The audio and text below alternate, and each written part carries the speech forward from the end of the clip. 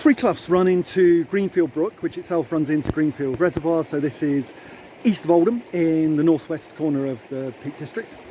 Those cloughs are Birchen, Holm and Rimmon Pit. By reputation, Rimmon Pit is the runt of the litter. Very little visited, particularly compared to its more glamorous neighbour Birchen.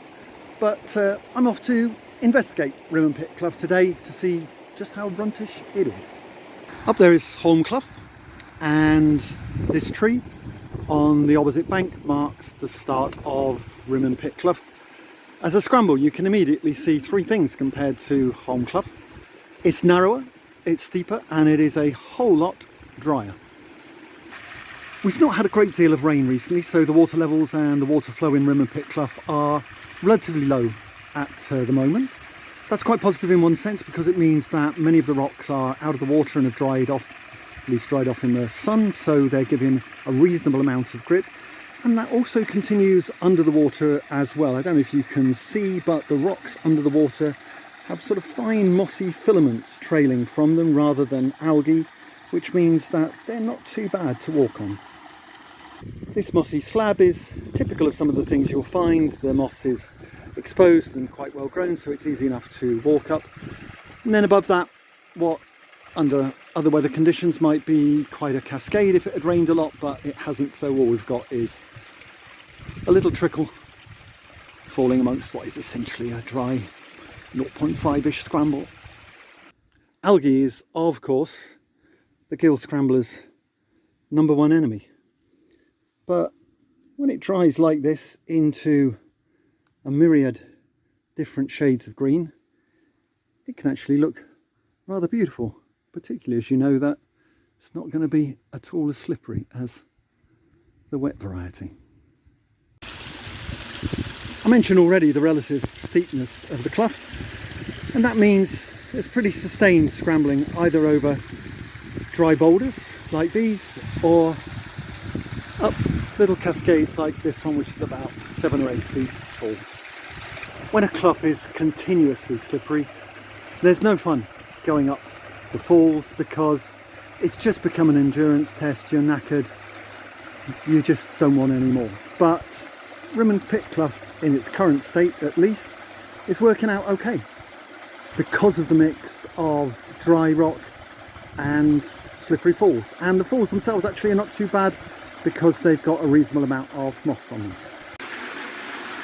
And this, I think, is the best of Rimmon Pit Clough.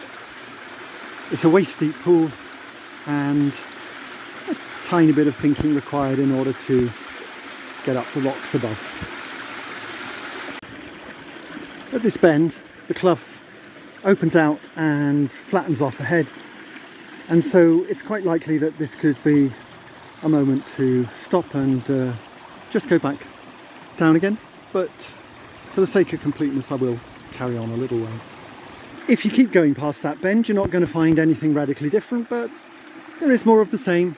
Pools of unknown depth that can suddenly drop you in up to knees or thighs, and little waterfall scrambles.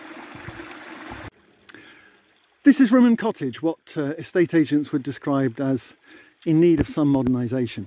There's definitely no point continuing further up the clough from this point. There's absolutely nothing on offer unless it happens to be in season and you like the jeopardy of trying to avoid getting shot by a grouse shooter hiding in the butts above the clough. In truth, there hasn't been very much in the clough since that last fall that I filmed. After that point, it just degenerates into a walk. So I would end either at that falls or at the bend I identified earlier where the clough opens out. Because it's the obvious route between parking up on the top of Saddleworth Moor and Birchen Clough, I've been up and down Rimmon Pit Clough a number of times. If it's been raining quite a bit or in wet weather, then the clough hasn't got a lot to say for itself. There are ice skating rinks that are less slippery than it is, so I certainly wouldn't come onto it a day like that.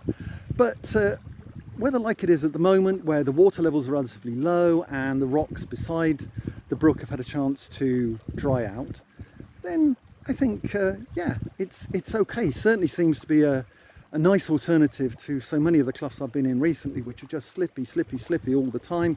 This was a nice change. I wouldn't come back myself, but I definitely think it's a good beginner's clough.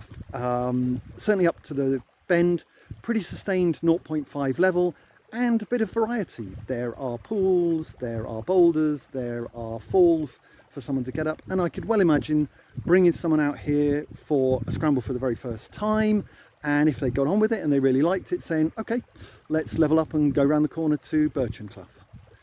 Overall, I think I'm going to score it 6.5 out of 10. Lastly, here's a map of the route. Blue for the walk in and back from the car parking spot in a bleak section of the A635 on top of Saddleworth Moor, red for the actual scramble. Alternatively, there's a much longer but easier access route round the reservoirs if you park at Binn Green car park. Further details are given in the text description underneath the video.